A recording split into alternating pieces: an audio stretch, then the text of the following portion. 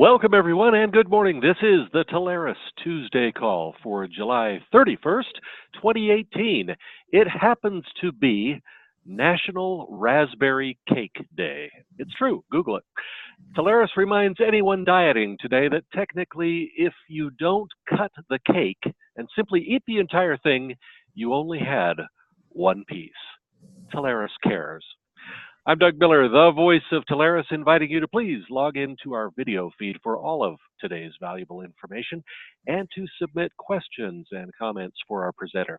If you happen to miss last week's Telarus Tuesday call, we were joined by Mickey Otero. She is the channel sales trainer at Office Depot and discussed the benefits of adding Office Depot's managed IT services, marketing services, and dedicated account management services to complement and support Telarus partner sales. Think of it, you spend precious time designing and deploying a client's technology solution, but any number of issues can compromise its effectiveness. Office Depot offers IT as a service, managed technology solutions tailored for your clients. That recorded session with Office Depot is available now in your Telarus partner back office. Today, I'll be joined by our friends from Evolve IP, the cloud strategy company. Evolve IP delivers customized strategies and integrated services for both cloud computing and communications, solutions that are designed to work together and with the applications your clients already use. Today, Channel VP Jim Tennant and Solutions Engineering Manager Kevin Sullivan will join us on the call, discussing elements of risk management that include backup, disaster recovery as a service, and looking deeper into the reasons why those two all-important parameters, recovery point objective and recovery time objective, can vary by customer. The special presentation from Evolve IP is coming up in just minutes. We want to thank all of the Telarus partners who joined us yesterday and last night in Washington, D.C. to help kick off the CompTIA ChannelCon with a special training class and dinner. It was sponsored by Steadfast, China Telecom, Flexential, Office Depot, Spectrum, and Vonage. Thanks for being part of the Telarus event and enjoy this week's CompTIA ChannelCon. There are some tremendous upcoming live Telarus events we hope you'll attend. Today, Telarus and our suppliers Big Leaf Networks and Telesystem are hosting a fast and informative Tech Talk session. This one is in Winter Park, Florida. It happens between noon and 2 p.m. Eastern Time at the Brio Tuscan Grill. This edition of Tech Talk features lunch, prizes, and great networking. And it will teach you all about Big Leaf Networks and Telesystem's SD-WAN and security products. You'll understand the qualifying questions to ask and learn how to identify opportunities within your existing customer base. You'll also learn how to leverage Telarus's new tools and programs to optimize your revenue. It's Tech Talk. It's in Winter Park, Florida today, beginning at noon Eastern. And then next week, Tuesday through Friday, Telarus is presenting a very special series of security boot camps for our partners in Texas. Now, this is a deep dive event led by Telarus VP of Sales Engineering, Josh Lupresto. You'll learn all about and understand all that Telarus has to offer with security and how Telarus simplifies it. Here's next week's security boot camp schedule. From noon until 4 p.m. Central Time each day. Tuesday, August 7th, we're in Houston at Season 52. Wednesday, August 8th, the boot camp happens in Dallas at Majanos. Or Thursday, August 9th, you can join the Telarus Security Boot Camp in San Antonio. We'll be at Topgolf. And then on Friday, August 10th, we're in Austin at Majanos, Little Italy. Don't miss these exclusive Telarus Deep Dive security events with Josh Lupresto next week in the Lone Star State. And have your picture taken with RVP Christina Curtis and her Telarus license plate. We are also happy to announce the upcoming August editions of the Telarus Innovation Conference, the exclusive all-day immersive technology training experience with educational modules and case studies on security, SD-WAN, contact center, and more. Take your business to the next level and network with the industry experts. This is an outstanding opportunity. It's designed to help you take full advantage of Telarus tools, resources, and support. And at the event's end, join us for prizes and happy hour. Here's that schedule. On Tuesday, August 14th, we're in Pleasanton, California at Palm Event Center in the Vineyard. And also that day in New York City at City Winery. Then on Thursday, August 16th, we move to Nashville, Tennessee at the Country Music Hall of Fame. And also on the 16th, we're in Portland, Oregon at the Nines Luxury Hotel. We hope to see you at one of our upcoming Telarus Innovation Conferences. You can register and RSVP today at Telarus.com events for any of our upcoming opportunities. All right, let's get to this. My favorite part of the Telarus Tuesday call, some exciting and very well-deserved recognition. Two of our high-performing Telarus partners this week have put up some great numbers on our leaderboard. In this week's second position, Telarus congratulates Mike Sickle, the president, and Barb Sisler, director of operations at Dynamic Network Advisors, headquartered in Orange County, California. The Dynamic team closed a tremendous sale of hosted VoIP services from Jive Communications to a client providing managed services to the healthcare industry.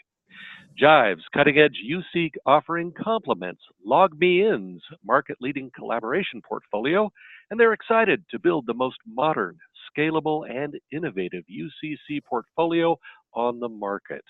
The Dynamic Network Advisors team specializes in cloud and managed services, from infrastructure as a service to backup and disaster recovery and security as a service. Dynamic provides the most reliable solutions while helping their clients save money. Congratulations, Dynamic Network Advisors, on this tremendous Jive Communications sale. And topping the Telarus leaderboard this week, we recognize and congratulate Blake Darling. He's the president, Kendall Schmidt, Nisha Vanderlinden, and all of the complete team at Complete Communications here in Salt Lake City, Utah. They are the missing piece to their client's communication puzzle. Blake and his team closed a fantastic sale of fiber Ethernet services from Australian carrier Telstra to an IT services provider. Telstra offers a wide range of services globally, from programmable networks to enterprise collaboration tools. Complete Communications helps their clients navigate their network's complexities with a team made up of experienced telecom professionals designing some of the most innovative solutions in the industry. Congratulations, Blake Darling and Complete Communications, on this outstanding Telstra sale. It is our top Telarus sale of the week. And thanks to all of our partners for trusting Telarus with your business. Telarus is built for you. Taking a quick peek at this week's training calendar, 4 excellent opportunities being featured on today's call. Telarus and our suppliers, of course, help build your business with valuable information you need to know. First up, today, Tuesday, July 31st, beginning at noon Eastern, it's a RingCentral Contact Center webinar where you'll find out how to really jack up your sales. Of course, one of the best ways to grow revenue is to sell higher margin solutions. Contact Center is hot. The discovery-focused webinar covers the RingCentral differentiators, top tips to qualifying leads, and partner success stories that you can replicate in order to win. RingCentral Contact Center training, it happens today at noon Eastern. And then also today, Tuesday, beginning at 2 p.m. Eastern, HTG 360 will present session 1 of their Security 101 series. Now, this is a great place to begin expanding your knowledge of cybersecurity issues in general, and specifically how each is addressed by HTG 360. They're a full-service IT and security firm helping businesses uncover technology barriers to growth. HTG offers an all-in stack technology experience, truly defining what it means to be a trusted advisor. Put their experience to work for you by joining this special HTG 360 cybersecurity training. It happens today at 2 p.m. Eastern. And then tomorrow, Wednesday, August 1st at 1 p.m. Eastern, our friends at IGI, the Infinite Group Incorporated, they present training on their Nodeware vulnerability monitoring solution, the missing piece to your client's security. It's affordable, simple, and smart. Today, antivirus, anti-malware, and firewall protections simply aren't enough. IGI's affordable Nodeware solution provides real-time inventory of all network assets, continuous vulnerability monitoring, virtual or hardware-based network deployment options, and a dashboard to identify and fix vulnerabilities. Find out about IGI's Nodeware cybersecurity solution Wednesday at 1 p.m. Eastern. And then on Thursday this week, August 2nd, beginning at noon Eastern, Comcast Business is conducting its powerful SD-WAN training webinar. Your client's business is complex, but their network shouldn't be. The Comcast Business Active Core SDN platform changes the game by giving distributed enterprises a platform to improve application performance. They'll gain centralized control and reduce costs. The Active Core SDN platform is the foundation for Comcast Business SD-WAN, a smarter network solution. It can drastically reduce time to market with centralized, intelligent management of network functions such as IP VPN, routing and firewall. You got to see this. Just join the Comcast Business SD-WAN training webinar and get all of the details. It happens Thursday at noon Eastern. The details and registration links for these and for many other live and recorded learning opportunities are all in your Telarus partner back office at agent.telarus.com. And of course, check with your partner support managers about live help as well from Telarus engineers, project managers, account managers, simply the best support in the industry. Well, each week we also pass along some of the best available spiffs offered to Telarus partners for sales of popular products from our suppliers. And among this week's featured offerings, first up from BroadVoice. Kick off your summer with hot spiffs from BroadVoice. Between July and September, when you sell voice services on a 3-year term, you'll earn up to a 6x spiff on new MRR. Now, you heard correctly, 6x. Here's how it adds up. You get 2x on SIP orders, 4x on seats, virtual call center, and premium services between 1 and 10 seats. Or you'll get 6x for sales of virtual call center, premium services with more than 10 seats. It's a huge promotion for BroadVoice. That team is obviously ready and excited to help you offer BroadVoice solutions to your clients. They're taking cloud communication to the next generation of technology. Hot summer spiffs up to 6x from BroadVoice. And then next, Mitel is offering partner bonuses of up to 5x MRR with no limits.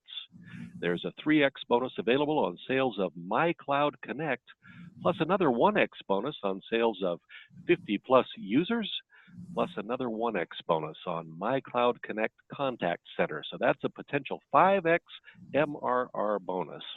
There's also a 2x bonus available on sales of MyCloud Business and on MyCloud Flex. Mitel is the right solution. They've made a 5x investment in customer success and have more than 1 million UCaaS users globally. They are also the fastest growing UCaaS provider. Don't miss your bonus from Mitel. That promotion is valid through September 30th. And finally from Nitel. There are now more ways to win with Nitel. Between July and December 2018, there are 1x MRC spiffs available on any sale that includes SD-WAN, and the spiff is on the entire deal. There's also a 1x MRC spiff for renewing and growing an existing customer contract. Just renew it for 12 or more months and increase the customer spend by more than 10%.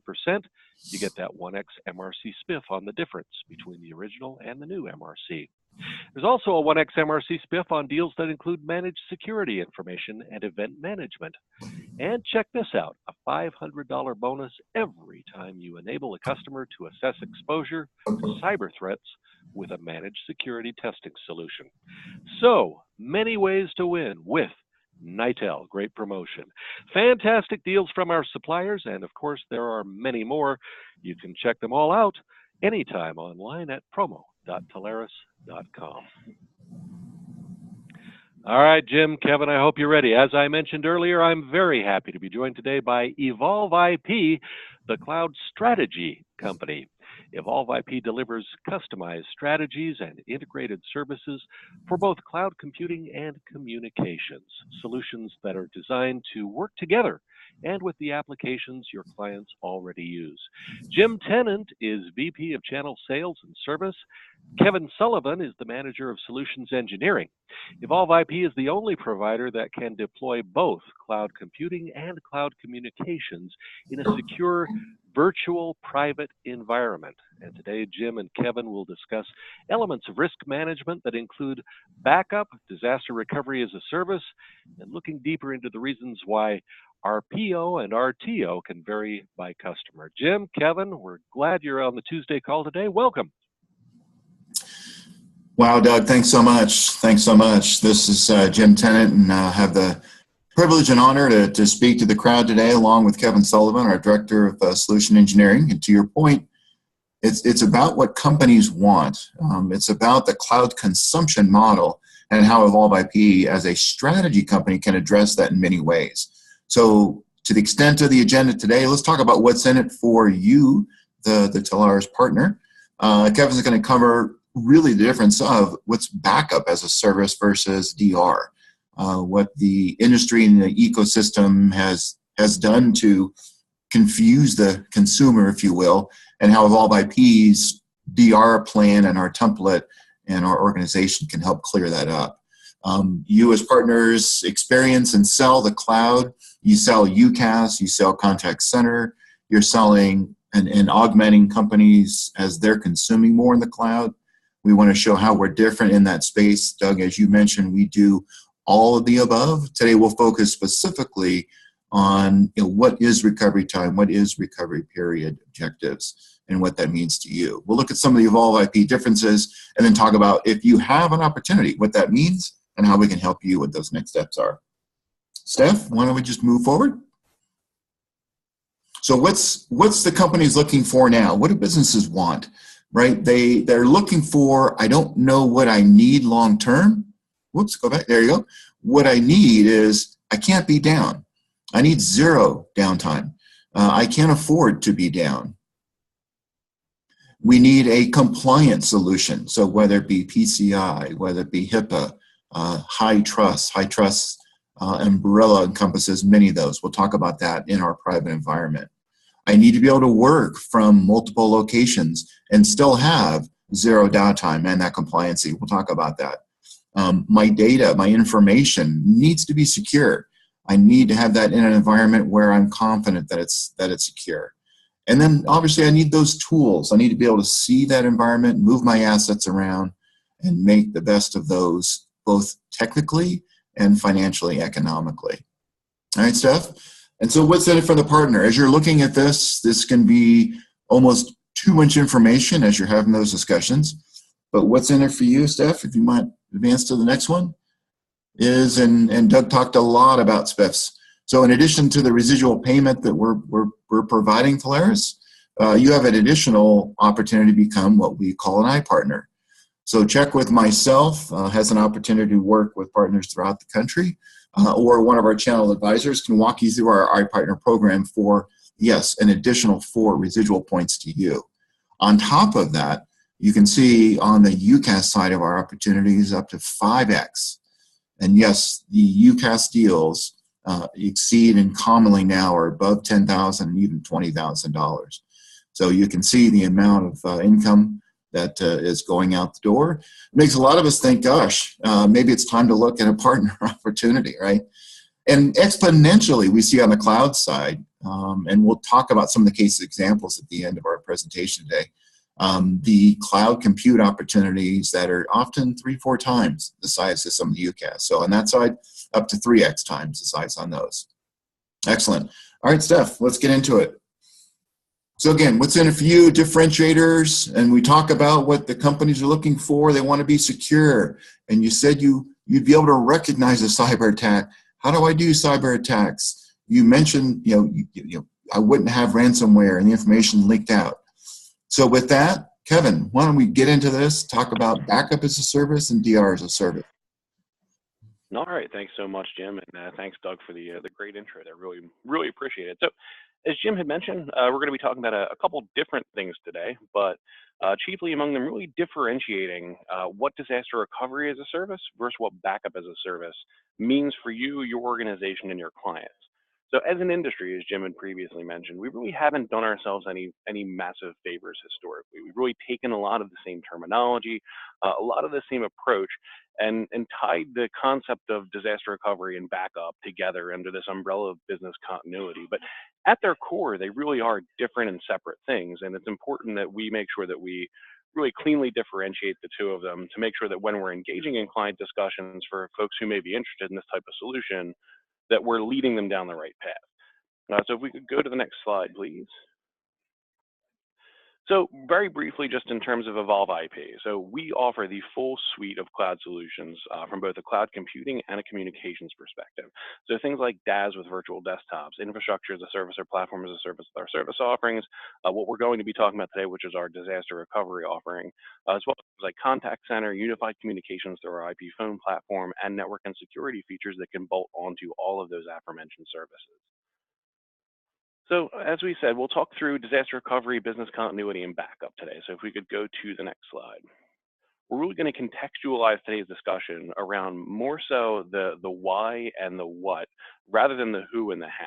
So we'll treat this more as kind of a separate educational matter for really what makes disaster recovery the right fit for an organization. So as we see here, we're really facing an ever-changing threat landscape. We have all the traditional concepts of what constitutes a disaster, whether that's a regional or geographic specific issue, things like fire, floods, storms, hurricanes, or things like network interruption, intentional malice, some form of an external attack on the power grid or on an organization that can cause a prolonged or even brief period of outage that can really have a dramatic financial impact on a company.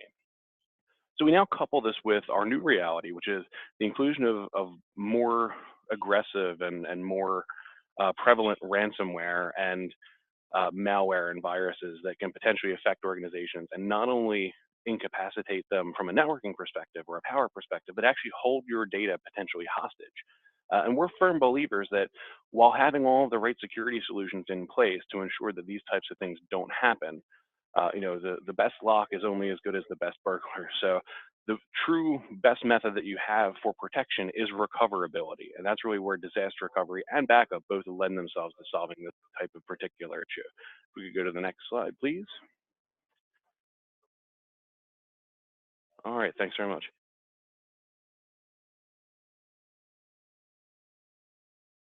All right, so here we're looking at what constitutes a recovery window for a client environment. So this is really the combination of two things, and terms that most of you are very familiar with at this point, I'm sure. So we won't rehash them or spend too much time on them, but the combination of the concept of a recovery time objective along with a recovery point objective. So we're talking about both how old the data I'm recovering is, as well as how long will it take me to get that data back to a usable state. So when you couple those two things together, that's your overall recovery window for if we were to declare a disaster today, what's our overall amount of loss? So in terms of from this point forward, how long will it take us to get back up and running, and how old is what we get back going to be at that point in time? So if we could jump to the next. So RTO and RPO are really a factor for both disaster recovery and for backup. So really, what separates the two and how do you determine which one is the right fit for your organization? So I'll say very early on in the process here that in nearly all cases, the combination of both of these services are the best fit for most companies. So most companies will approach this with the concept of tiering. So we'll do things like back up everything. So all the servers and data that are available for backup within an organization can be backed up for future recovery. And we can then strategize specific disaster recovery solutions based upon the criticality of the data that we're talking about. So things like business critical data for financial companies or personnel companies and things that can potentially go even beyond what we have as what most folks consider to be the highest level of criticality, which is business critical, which is things that are actually life critical in the healthcare industry. So in order to determine which is the right solution, we're really looking at a combination of a few different things, as we can see on the screen here. So things like your service levels, what we just talked about with our RTO and RPO. How important are things like application availability, and what's the impact of an application not being available to an organization for any period of time? Is there a financial end of that? Is there any realized loss that can occur as a facet of not having that would make it make more sense for the company to make the investment in having high availability? How long would a company like to retain data for? And many times this isn't even an internal decision for the company. This can actually be driven by an external governing body through compliance requirements, whether those are HIPAA, HITRUST, FINRA, FFIEC. The list goes on, and it's a bit of alphabet soup because every single organization out there seems to have now fall under some form of regulatory compliance jurisdiction. And then lastly, what we want in terms of our recovery and failover, failback capabilities. So if we could go to the next slide, please. So this lends itself to this concept of a continuum of protection. So the way that we at Evolve IP approach both backup and disaster recovery is we really look at being able to provide the full spectrum of the solution. And we're firm believers in this in all aspects of what we do. So in terms of things like our infrastructure as a service, our DaaS, we believe in scalability and the continuum of client administration. So we can go anywhere on this spectrum from fully self-administered, that we don't have any involvement beyond the underlying infrastructure level, to full management. So really you could fall anywhere on there. And we're the same for our disaster recovery and backup solutions, in that we can really cover any form of backup or DR that a client may need in their organization. So whether that's a premise-based backup where a client is doing backup locally and wants to send us a copy of their data, whether that's the ability to recover back to a client's local data center in order to bring back their data in the event of an issue, or having a secondary copy of that backup data in the cloud to be able to then recover locally again. Then as we move more toward the right into that greener section, we're now looking at things like cloud replication and cloud recovery. So now the ability to not only back up my data to a cloud provider, but actually, if my site goes down, to do a restoration at that cloud provider, and then basically, for all intents and purposes, run as a hosted solution at that point. And then the last piece here is really taking that concept to the next step and leveraging what we do with the desktop space in the cloud to say, okay, now I've protected my server data, my file integrity is there, my applications are there and running. How do I provide access to my end users to that environment if the actual physical desktops that they were using on their desks in the office are no longer available? And that's leveraging the concept of a cloud DR desktop. So as you can see here, there are certainly a number of different degrees of protection through different solutions, and really making sure that we choose the right one depends upon understanding what the organization's needs are. So I'm a firm believer in the last quote here, which is a little bit of a parody of a Winston Churchill quote, but some of our clients need all of this solution, but all of our clients need some of it. So every single client with whom we potentially speak is going to fall somewhere on the spectrum. There really is literally not a single organization or enterprise out there that doesn't have some of this need. So if we could jump to the next, thanks. All right, so in terms of the basics, so really when we're looking at disaster recovery, so disaster recovery is the concept of being able to continue operations in a timely fashion with recent data. When we're looking at backup, really backup is more conceptually long-term retention of data with a longer-term recovery. So the two things are very, very different. They leverage a lot of the same underlying technology. They leverage a lot of the same processes in terms of running jobs and doing replication, talking about the concept of recovery and restoration. But those two types of restoration mean very different things. So with DR, what we're looking to do is take very aggressively timed replicas of very recent data.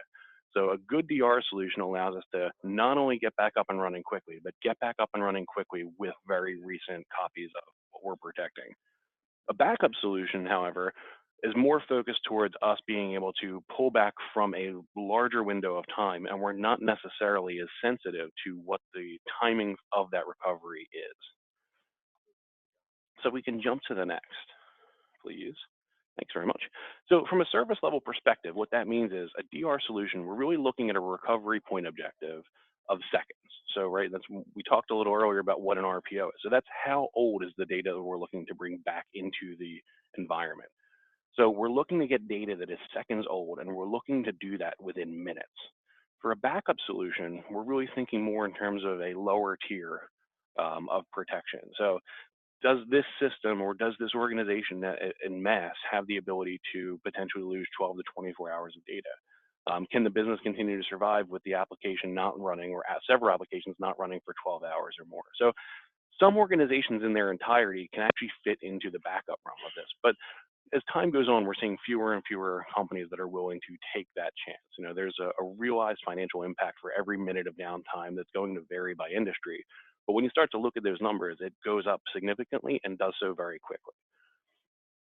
So in this type of situation, what you may end up doing, and most companies do, is, as we talked about earlier, really tiering your approach. So having some systems that, maybe are less business critical, less life critical, less important to your company and its operations than others. So things like your messaging platform, right? Email is the lifeblood of many an organization. So most companies would put their email systems in the absolute highest tier of DR that they could possibly have, and that they want to continue operations with potentially no downtime, let alone a small amount of downtime. So email would never really be something that would fit solely into the backup portion of this. However, email is also something that you want to have longer term restoration capabilities of. So you might use something like journaling or vaulting to archive that messaging, or maybe you don't have the regulatory requirements to be able to do e-discovery, that you're not necessarily vaulting or archiving, but still want to be able to restore mail to those end user mailboxes over a long period of time. So that would be an example of a system where we would do a combination approach of DR to get quick recoverability of that environment, as well as backup for longer term retention of that data. So in terms of application availability and business impact, so for disaster recovery is ideally designed to not impact production operations. So you leverage a solution which allows you to continuously replicate your data, your applications, your servers, and all of this is made significantly easier in recent years through the prevalence of virtualization. So the more and more we're seeing virtualized systems in the market, the easier those systems are to protect, because there's a certain degree of mobility that those systems have that physical servers simply did not in the past. So you're looking to do this in a fashion that doesn't have any impact for end user productivity. So we want to be able to replicate often, we want to be able to replicate quickly, and we want to do so in a way that's not going to hurt our production operations. Backup is a little bit more sensitive for most applications that are performing backup tasks. So there is the potential for not necessarily an interruption, but a higher degree of utilization or performance impact that can occur as part of a backup that's a scheduled task to occur within an environment. So most often backup is considered something that happens based on a scheduled task at a set time of day. And things like database applications, you may have to configure specific tasks to run as part of that database to enable it to back up at that point in time. With disaster recovery, you really don't want to have to necessarily do that, because again, you want that to be running continuously and not impacting operations. So you want that database to remain in a usable state while that process is running. So in terms of retention, and this is one where we probably see some of the most advanced conversation that we have with clients on a regular basis. So with disaster recovery, retention is almost not a factor. And the reason I say almost is, with ransomware's prevalence in the last few years, there is a higher degree of emphasis put on to giving a dearth of recovery options over a multi-day period to allow a client to identify at what point an issue occurs and then recover just prior to that. So for example, today is Wednesday at 11:35 in the morning. I'm sorry, Tuesday at 11:35 in the morning. I wish it was Wednesday. So if we were to have a client reach out today to say, I had a ransomware issue that happened in my organization at some point over the weekend that we didn't become aware of until today. So we have the ability through our solutions to then go back and look at all the recovery points of that client, which can extend up to 9 days through one of our solutions, and identify that, okay, we found that this problem occurred on Saturday. It happened at 2:27 in the afternoon. So we're going to recover from 2:26:45 that day and bring the recovery points from that specific time up into the environment. And really, it allows us to have a lot of flexibility to provide the client the best possible timeliness of the data that we're restoring and the most recovery options throughout the entirety of their organization. So this can vary not only on a server by server basis, but actually down to the individual file and folder level. Now, when we're talking about backup, we're really looking, more toward years of retention. So, as I said, with our DR solution, we're really talking about a 9-day maximum there.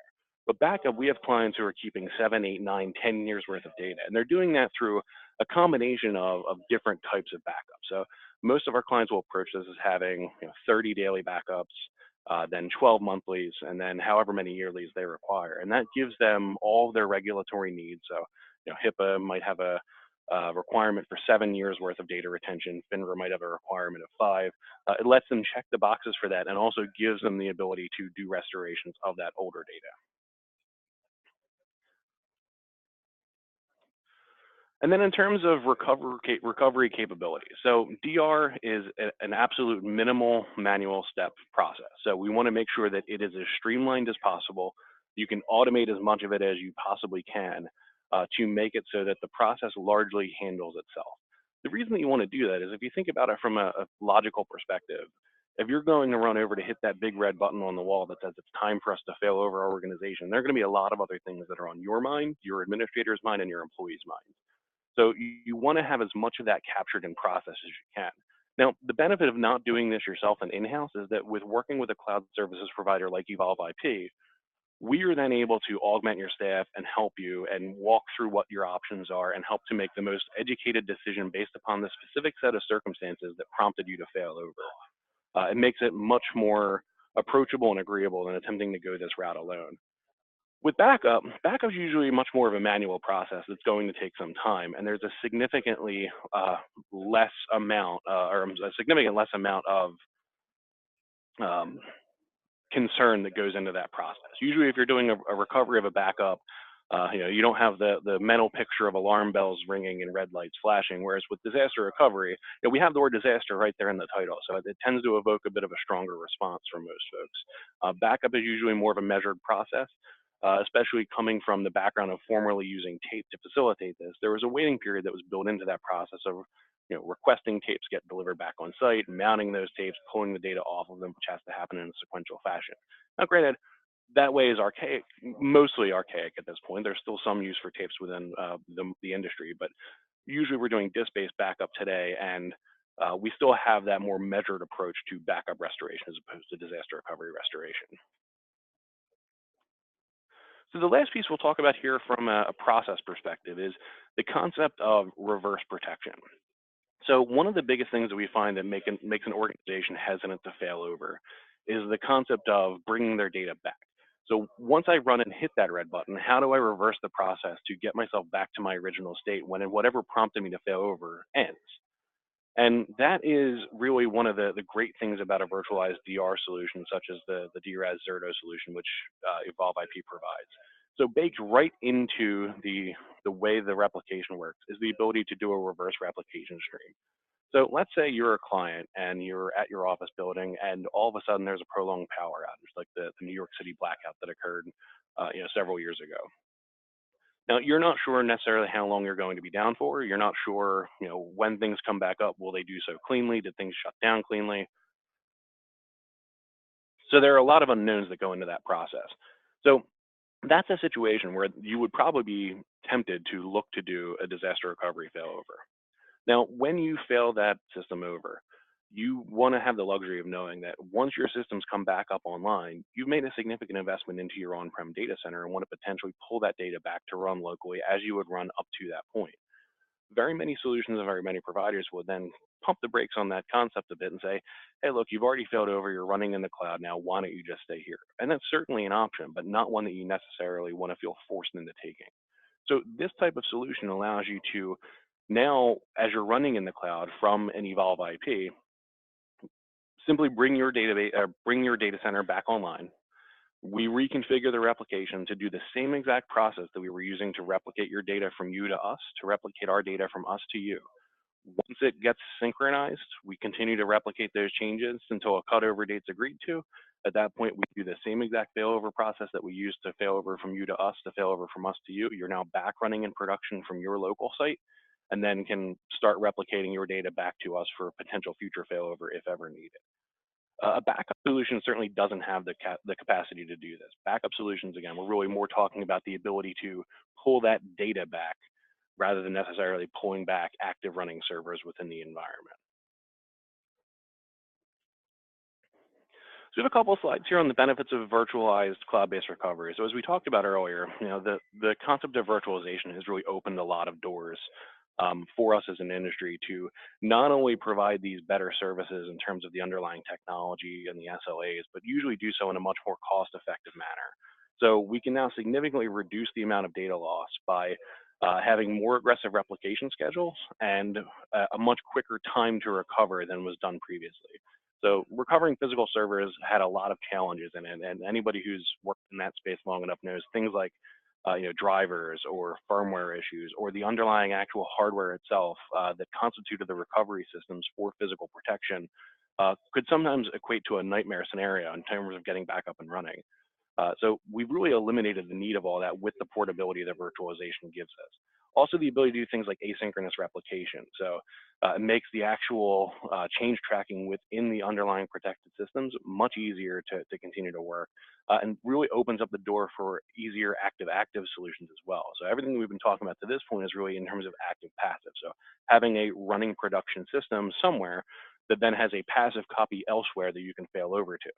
But you could actually structure it in such a way to have an active copy of your systems in two locations if your application supports it, and do asynchronous replication between them so that you could run in production from either site at any given point in time with no downtime between them.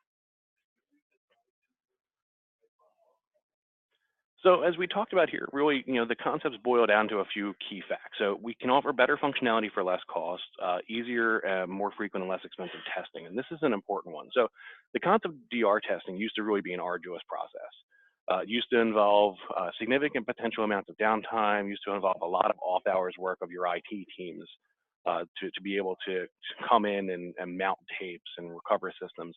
And there was always the potential that doing a DR test could potentially cause problems within your production environment. Now, the last thing that we want to do in trying to prepare for and prevent a disaster is to inadvertently cause one. So virtualization and the types of solutions that we leverage actually give us the ability to do DR testing on demand at any given point in time in a fully isolated environment with zero impact to your production systems. So if a client were to reach out to us right now and say, hey, it's 11:43 in the morning, I want to do a DR test at 11:45, no problem. Our only question to them is going to be, do you want to do this yourself or would you like us to do it for you if you're a managed DR customer? So that customer then has the ability to, with a single button press, have as automated processes happen, a new virtual data center be created, all of the underlying networking for that virtual data center populate into that environment, recover all of their servers into that environment, and bring them online in the correct boot order that the client has specified. So now with a single button press, things that used to take potentially 2 to 4 days to accomplish can be done within 15 minutes to an hour, depending on the number of systems that you're protecting. It's mind-blowing the amount of progress that we've made with this specific type of solution within the last 10 years. So we also offer more flexible short-term contracts with a faster time to market. So you're not making a significant upfront capital expense into things like a tape drive or a tape library or tape mounts or the actual physical tape media itself. You're not partnering with an external company for storage of all these large blocky cases that you need to retain tapes in the hopes that if you ever need to pull that back, that it will work. We've heard some crazy stories over the years. One of my favorites is a gentleman whose tape storage amounted to usually taking them out and leaving them in his car and then looking to do a remount, didn't realize that plastic in direct sunlight over a course of a few years span doesn't necessarily play well, and now you have unrecoverable data, unfortunately. So really eliminating those types of investments and replacing that with an as-a-service model, which offers short-term and flexible contracts. Also pay-as-you-go pricing in terms of adding services and not paying for any of the additional resources required for the servers you might be adding until after you've put them into your environment. So just to recap what we've talked about here, so if we're looking for a disaster recovery or a backup or replication solution, really it's going to be driven by these key things. What is our end goal? Are we looking for the continuity of our operations as a business, or are we looking for survivability of our data? What type of retention are we looking for? Do we need things now fast, or do we need things from previously that can come up a little bit more slowly? Do we want to potentially have a productivity impact on our organization, both from a recovery perspective as well as from the actual replication mechanism itself? Are we looking to have very aggressive service levels, or service levels that are less aggressive but offered at a lower cost? And from a supportability perspective, do we want to have to do this ourselves, or are we looking to have that kind of continuity of service where we can do this ourselves if we want to, or have it as a fully managed service if we need to? There's certainly a financial impact of this in terms of budget consideration, but the benefits of DR far outweigh the cost of that solution for most of the organizations with whom we speak. So with that said, I'll hand back to Jim to talk a little bit more about Evolve IP and to talk through some use cases for some of our specific clients. Thanks very much. Awesome. Hey, thanks, Kevin. This is Jim again, guys. And we had a couple questions from the group. I think we were real short. Hey, Kevin, Ralph asked, can you clarify the asynchronous versus just synchronous replication? What's the difference of what's a real-time synchronization versus async? Yep, yeah, that's a great question. So it's going to largely depend on with your active-active versus active-passive solution. So if you need the ability to write to both locations simultaneously in production from external sources, an easier way to say that would be, let's think of it in terms of a use case. So I have an education-based client that's hosting online coursework out of my offering. I have two data centers, one on the East Coast and one on the West Coast. Now, from latency perspective, they want to connect students to whichever data center is closest to them, but the students are leveraging the same underlying system. So in that situation, what we can do and really honestly have done is to have students connect to the data center close to them, access the application directly there, and then do asynchronous replication between those two data centers to make sure that the data that's being written to the west ends up on the east, and the data that's being written to the east ends up on the west. Should one of those sites go away, all of the west users could divert to the east, all of the east users could divert to the west, and they would still have access to the most recent point in time data. The difference there is that they might do so with a little bit of higher latency and maybe somewhat of a reduced productivity or performance as a result of that, but the integrity of the data remains. So that would be an example of asynchronous replication, that we're literally writing to two places at the same time and then have to sync from one way to the other and from the other way back. Synchronous replication would be more that we're writing to one location, then continuing to synchronize site A to site B and connecting those two together and doing our replication that way.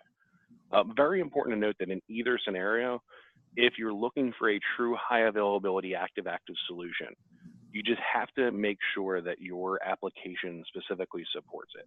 So that's true at the database level and the application itself. One thing that we've seen a good bit is some confusion for folks who are looking to potentially leverage high availability, especially with internal homegrown applications, that when they designed or built that application, they didn't have an eye toward that as a possibility, and it ultimately ends up not being supported.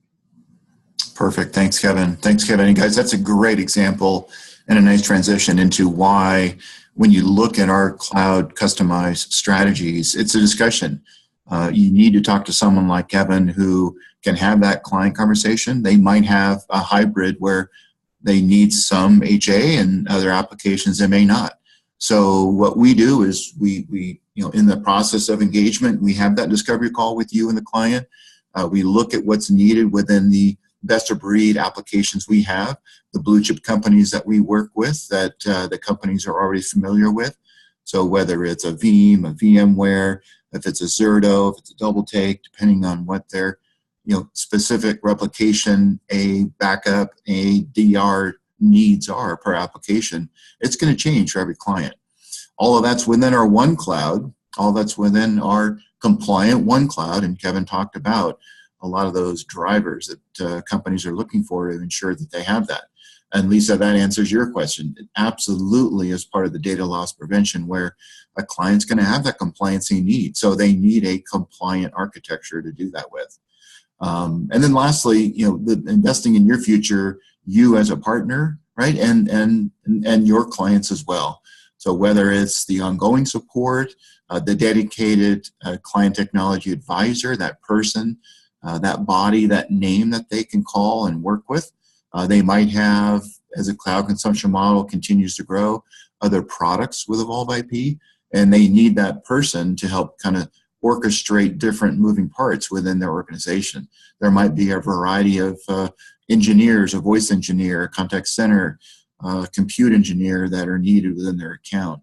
And that keeps our customer satisfaction levels above an all-time high of 90, 95 in recent tests. So let's power through some of this, guys. We got about 9 minutes left. Let me show you some of the case studies. So if we wouldn't mind taking the next slide, please. We'll share with you a little bit more about our differences. And Steph, can you advance, please? There we go. So today, again, cloud consumption model, 5 different disciplines. Kevin spoke specifically about the DR, what that is, and the infrastructure. So whether you have clients that are looking to move their physical environment into the cloud, they're looking for that infrastructure, virtualizing their VMs, they're looking to replicate those, if they're looking to mirror them, back them up, looking at high availability, it's a conversation, right? And they want a company that's been recognized by Gartner, both in the DR as a space. We didn't talk about desktop as a space. We've been recently recognized by Gartner there as well. And if you want more information about any one of these cloud disciplines, let me know. We'll put you in touch with the right personnel to make sure you have that education. Wanted to give you an example of someone that has recently moved into the cloud, give you a sense of the sales cycle. Now, with the business drivers a company might have, the sales cycle time frame might change. I've seen it where, they've been kicking the tires, they don't know what they want to do, so process is education, right? And other times, there's been companies, in this example, less than 60-day cycle, where their drivers, as you can see in the second bullet point, they needed an RTO and RPO specifically to their mission critical applications. This particular client chose our desktop as a service and our DRAS as a service within a virtual data center. What we didn't talk about today was the virtual data centers we're in. This particular client, Kevin mentioned having backup in both, not just one, but 2 SOC 2 compliant data centers. We're in Switch in Las Vegas, as well as 401 Broad in Philly. This client, again, from a MRC perspective, $5,700 a monthly recurring total account value. You can see there over 200K by the time it's all out. Again, looking and choosing Evolve IP because of the diversification of both having DRAS of their DAS in the cloud, as well as a backup and high availability within that data center. Okay. More and more, we can give you a case study after case study as we talk about these. Stephanie, let's go to the next one. We got a few more minutes here, right? What you're looking at here from a onboarding perspective, what Kevin described, don't think of it as, oh my gosh, I need to learn that and be able to speak like Kevin. We have resources that you can use. Kevin has a team of folks around the country. And what we generally do is bring those to our attention. Let's see if some of your clients have some of these needs.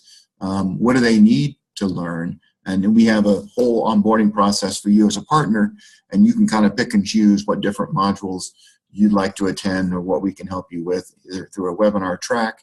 Our SVP of channel, Gary Coben, has a monthly deep dive. If you haven't had a chance to take one of those, highly encourage you to do. But we can get you any one of these modules. You can see these in our recorded partner portal that we have, as well as talk about different products and roadmaps and different companies that we're working with to make sure it happens and we continue to grow. All right. So in conclusion, when we look at engagements, I think this one has some animations to it. You're working with our channel team in steps 1 and 2. We work with you to identify, is it a right fit? And then, we look to see who is the best person within our team to hand that off to. And we'll work with you to make sure it goes through the closing sales stages. So fairly simple in a 6-stage process. And again, the timing could be different, but you're absolutely welcome to be a part of all of those stages. We encourage that as we bring your deals to closure so you can get paid. All right. And then lastly, as we wrap up, a couple seconds here. Next slide. We look at different opportunities. The animation spill, it's working with you to make your opportunity easier, right? So engaging with our folks, be an extension of your sales and engineering staff to help you win those deals. So if you have questions on the product, on different avenues and education pieces you'd like, if you'd like to attend a tech talk, we'll be in Dallas with Lisa Benton and team on August 16th. If you'd like a tech talk in your region yourself, let me know. We can work with the regional folks at Telarus to make that happen as well. So that wraps up our time today. Doug, if you want to take it back over. Any other questions from the team? Fantastic presentation, you guys. You really should take this on the road. I don't think there's anybody that was on the call today that wouldn't love to have Kevin, as you mentioned, come out and just make this presentation to their clients. We've been talking today with Jim Tennant and Kevin Sullivan from Evolve IP.